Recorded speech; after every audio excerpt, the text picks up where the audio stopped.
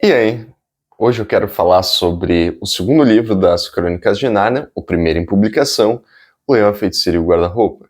Continuando a série de livros sobre as Crônicas de Nárnia, esse tem um pouco mais de conteúdo a ser trabalhado do que o primeiro. O primeiro é um livro mais sucinto, mais tranquilo e mais fraco em termos de narrativa e de história.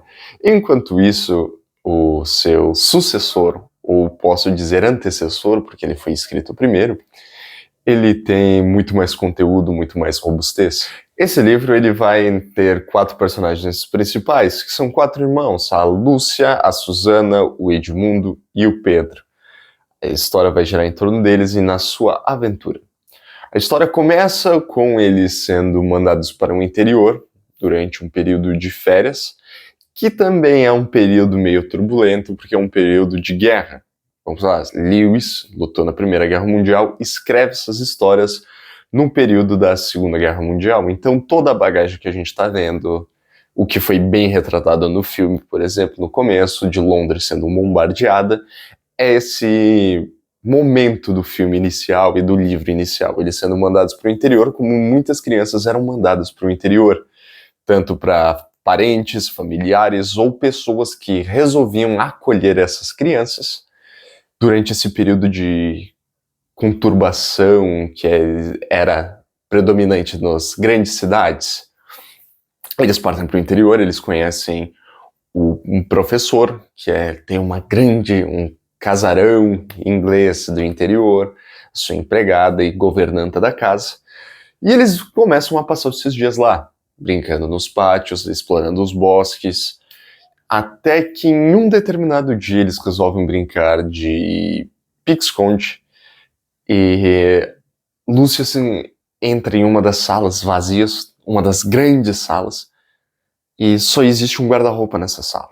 Ela, aqui ninguém vai mexer, ela entra nesse armário e ela acaba entrando em um outro mundo. Ela vai indo para trás nesse armário e acaba passando para um outro mundo, um lugar onde está nevando.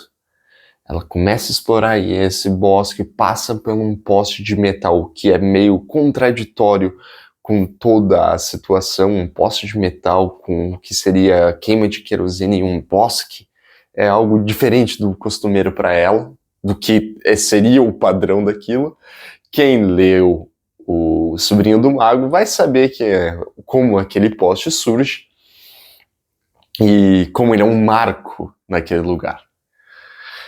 Ela começa a explorar mais um pouco e acaba encontrando um pequeno fauno, Sr. Túminos, que leva ela para sua caverna. Lá ele dá alimento para ela, eles ficam conversando, ele toca uma canção para ela, que por sinal, na adaptação desse livro para filme, essa música é muito boa, The Lullabies. É incrível, incrível. Uma canção de ninar, muito boa. Ela acaba caindo no sono durante a música. Quando acorda, o Sr. Túminos, um pouco mais desesperado, pega e manda ela embora. Quando ela sai do guarda-roupa, todas aquelas horas que ela passou naquele mundo que ela não conhecia ainda, não sabe seu nome, passaram-se em segundos. Então, ela conta de forma efusiva para os seus irmãos isso e eles não acreditam nela. Chamam ela de maluca, não dão crédito e assim fica. Passa-se um tempo, de noite, ela vai entrar de novo no roupeiro e o seu irmão, Edmundo, segue ela. Edmundo, ele não é um garoto, como que eu posso dizer, fácil de lidar. Edmundo, ele é um garoto meio arrogante, meio snob, ele não gosta muito da forma como Lúcia é tratada, como a queridinha pelos seus irmãos e tudo mais. Ele é um garoto meio, ao pé da palavra, chato. Edmundo é um personagem que no início ele é um personagem chato. E ele acaba seguindo ela e ele também entra nesse lugar magnífico e misterioso. Ele começa a explorar sozinho e ele encontra acaba caindo de frente com uma carruagem que vem às pressas, sendo guiadas por um anão e uma bela mulher que senta repousada atrás, com feições severas e um ar de realeza, mas uma realeza sombria, uma realeza usurpada, uma realeza severa. Uma fisionomia descrita como as equivalentes a de ditadores que sobem ao poder de forma não ortodoxa. Ele conversa com ela porque ele fica maravilhado com a sua beleza e ela estranha ele, começa a fazer perguntas, instiga e dá um manjar turco para ele. Uma sobremesa que ele come, gosta e come mais. Ela serve um chá quente para ele, ele se aquece no meio de toda aquela neve, daquele frio. E ela pede para ele se ele é o único dentre a sua espécie. Ele diz que não, existe a sua irmã também tá ali, que ele tem mais 2 irmãos. E ela diz, não, traga seus irmãos para mim, que se você fizer isso, eu vou te transformar em um príncipe, em um rei, e você vai ter o tanto desse manjar turco que você quiser. Todas as bonanças da terra que você quiser. E, bom, depois é revelado que esse manjar turco, ele estava encantado, fazendo ele criar um vício de dependência com aquela guloseima, aquela sobremesa. Eles retornam e Lúcia encontra seu irmão em Nárnia e eles voltam e tem uma cena que é de partir o coração. Lúcia, animada e entusiasmada, conta para os seus irmãos e diz, não, o Edmundo viu, o Edmundo estava lá, e o Edmundo, da sua pura forma, diz que não. Ele não sabe de nada disso, não sabe do que ela está falando, se faz e, bem, seus irmãos acabam colocando ela como maluca de novo. Ela fica extremamente irritada com o Edmundo. E ele se mantém solene dessa forma de, não, eu não sei de nada disso. Passam-se mais um tempo, eles estão brincando e acabam derrubando uma das armaduras de demonstração lá de dentro daquele casarão. E a governanta fica extremamente irritada com eles e quer tirar satisfação. Eles, não sendo bobos, fogem e se escondem e acabam entrando no armário. Eles começam a explorar Nárnia. Lúcia tenta levar eles para visitar o Sr. Túminos, mas a caverna do Sr. Túminos está destruída, varrida. E, bom, as pessoas, os guardas, os cães farejadores, os rastreadores da rainha levaram ele como ordem de traição contra ela. Eles, por acaso, encontram um pássaro falante que guia eles até os castores, e os castores os acolhem, os dão de comer, os dão de beber, trocam ideia e explicam o que é aquele mundo, que aquelas são as terras de Nárnia, que aquele é um lugar encantado que foi tomado por essa rainha gélida, má, que espalhou um inverno eterno sobre aquele lugar e que agora rumores de que o verdadeiro rei está voltando, que é Aslan. Aslan, um leão que tem as suas jubas como um sol, está para trazer de novo a primavera e a quebrar com esse inverno solene que essa rainha má trouxe. E em conjunto com essa profecia do retorno de Aslan, está a vinda dos filhos de Adão e os filhos de Eva. A forma como a rainha pergunta para Edmundo sobre ele e seus irmãos é isso. Você é um filho de Adão, você tem irmãs, filhas de Eva.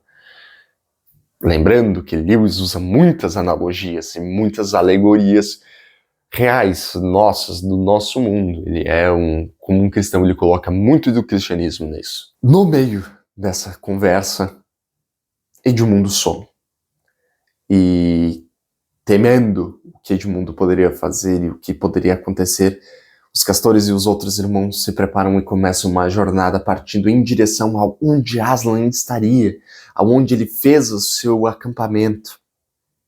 Edmundo caminha em direção ao reino da rainha, ao seu castelo, e lá ele apresenta dizendo: não, eu e meus irmãos estamos aqui, estou pronto para se tornar um rei, para me tornar um rei, para ter os manjares turcos.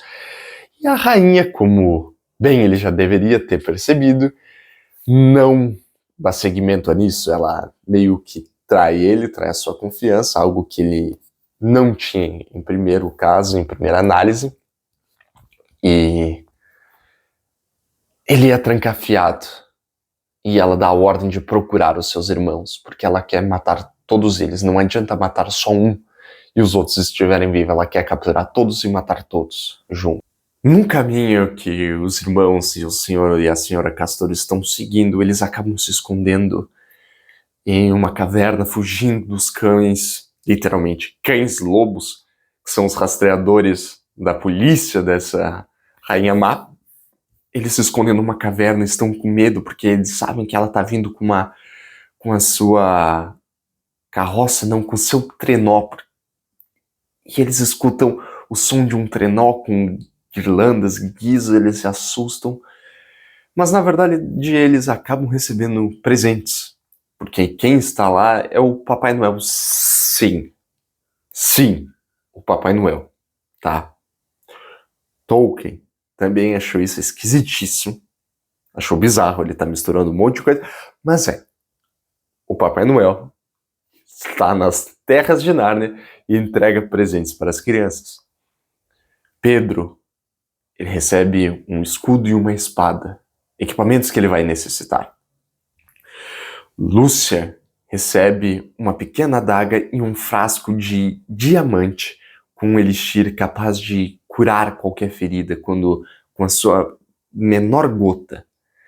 Susana recebe um arco e flecha, uma aljava e uma corneta, que quando tocada, ajuda certamente viria. Eles partem e chegam aos acampamentos de Aslan, e eles conhecem quem é o Aslan. Conhecem a sua majestade, quem que é o rei e quem é o seu exército. E nesse movimento a neve já começa a se dissipar, a primavera começa a voltar para aquele mundo. Pedro, em um momento, está brincando com suas irmãs perto da água, um momento de paz, e eles são surpreendidos por esses lobos que querem a cabeça deles, querem levar eles para a rainha.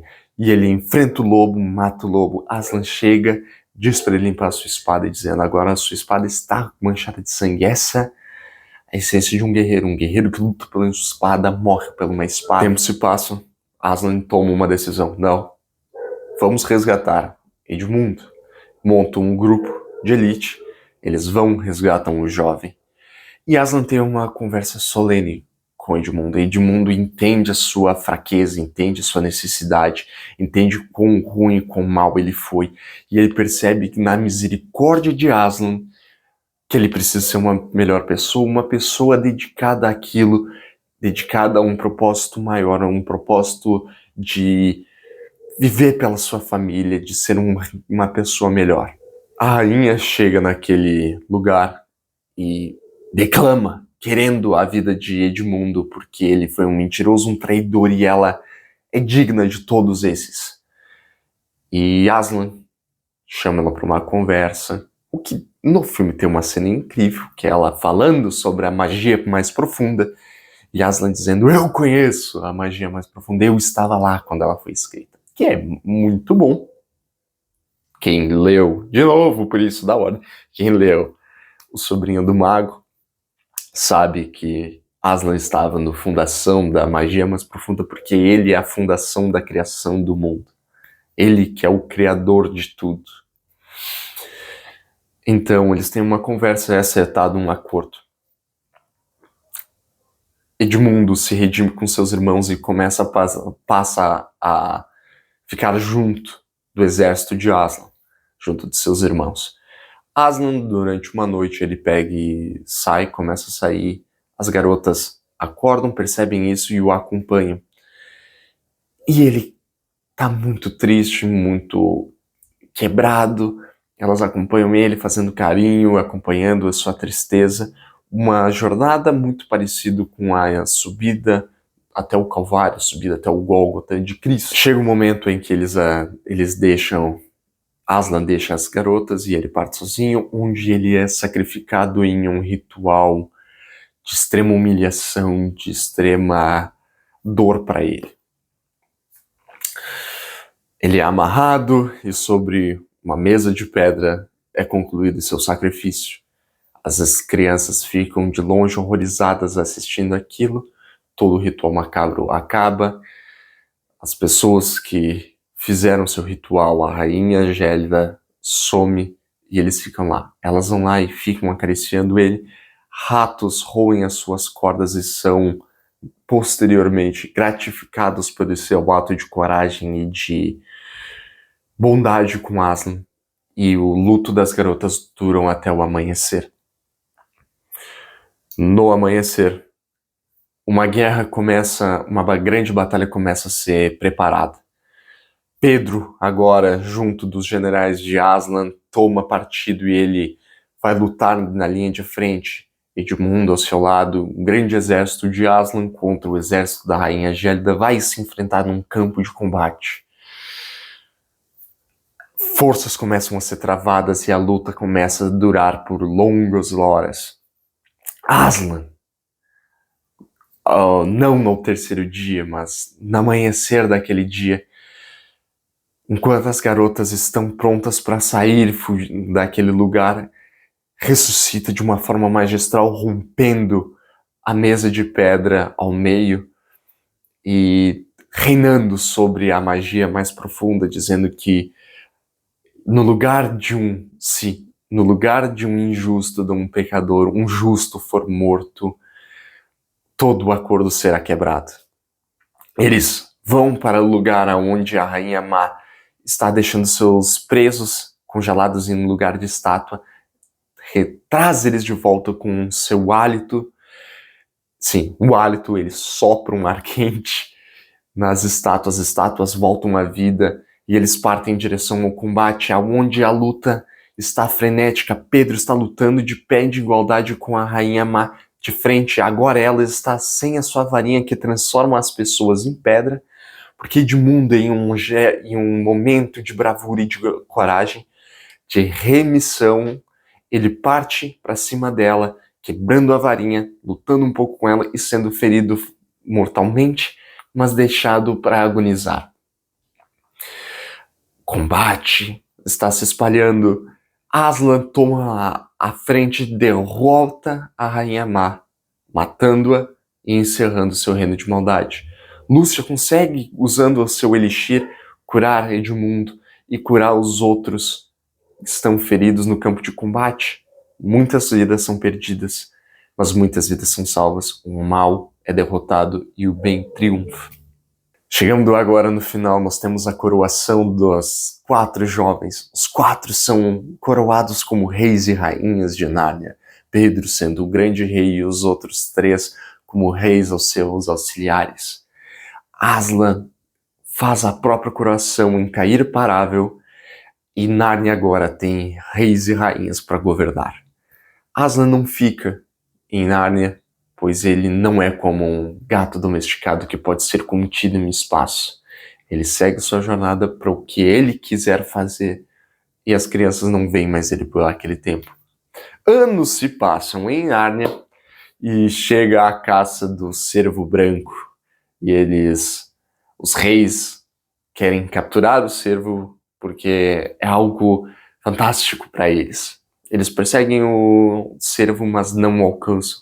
Chegando em um bosque esquisito, que traz uma nostalgia, um sentido, um gosto de já estivemos aqui para os 4 jovens, agora adultos, falando de forma pomposa, culta, já tendo aproveitado muitos anos como reis e rainhas, provado das melhores comidas, das melhores iguarias, dormindo nas melhores camas, tendo incríveis riquezas, lutado grandes batalhas,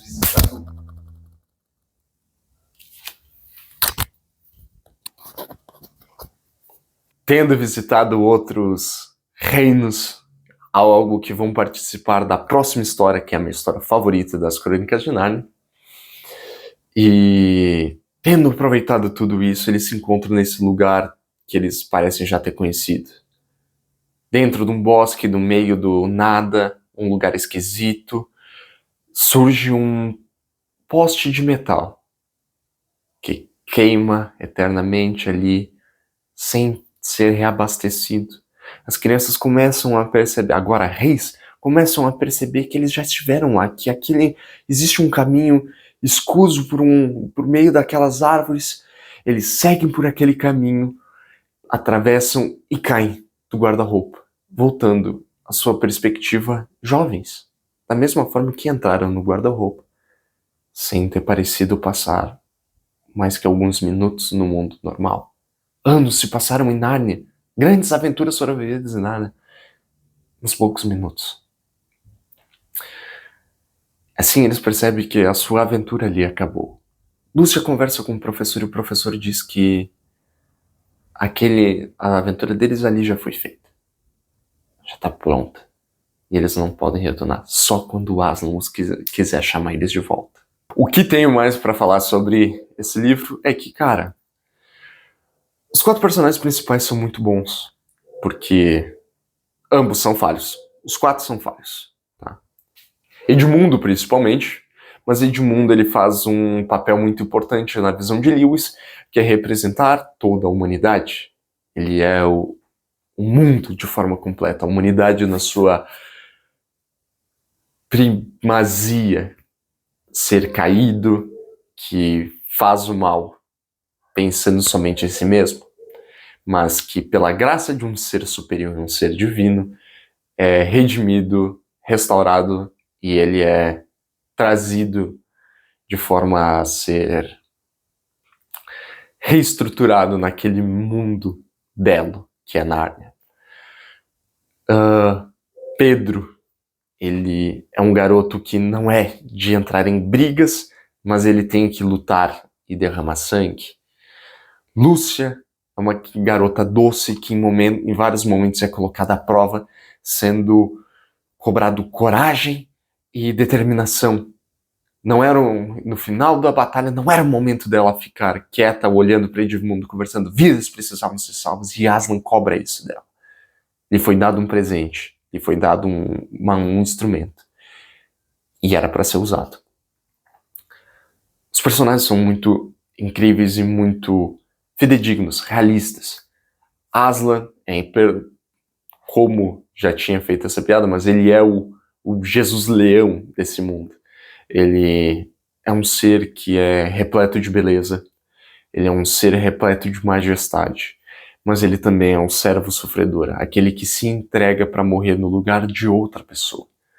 Aslan, ele é um ser que transcende o espaço-tempo, e cada vez que as crianças crescem e veem a Aslan, a sua forma está cada vez maior e mais magistral.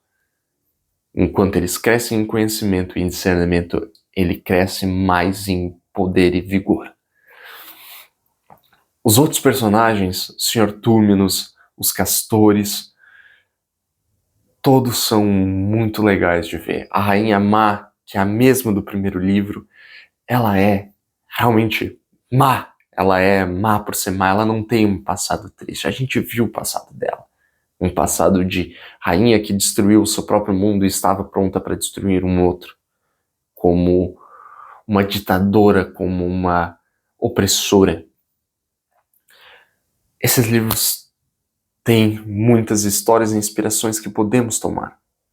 Como não podemos ser como Edmundo e nos acovardarmos em nós mesmos, em nossas falhas, mas buscar uma forma de nos redimirmos. Na visão de Lewis, a qual eu compartilho, a forma de nos redimirmos está somente, única e exclusivamente, em um ser transcendente, em Jesus Cristo. E, bom, isso é as Crônicas de Nárnia. É aprender que a maldade deve ser combatida, que não importando que somos crianças pequenos, nós temos que ter coragem de enfrentar as adversidades, que temos que ter a capacidade e o discernimento de escolher os nossos combates, de sermos bondosos, de pouparmos aqueles que devem ser poupados. É a maestria de escrita para uma história de crianças, que fala com crianças e adultos. Além do tempo, Lewis escreveu isso na década de 50 e estou comentando em 2024. 74 anos, mais ou menos. É a maestria de um grande escritor. Bom, espero que tenham gostado desse vídeo. Ele foi um pouco mais longo do que os outros, mas análises de livro tendem a ser um pouco mais longas. Agradeço para quem assistiu. Se quiser, se inscreva no canal, deixe seu like, deixe seu comentário. E eu agradeço muito isso. Muito obrigado a todo mundo. Um grande abraço e tchau!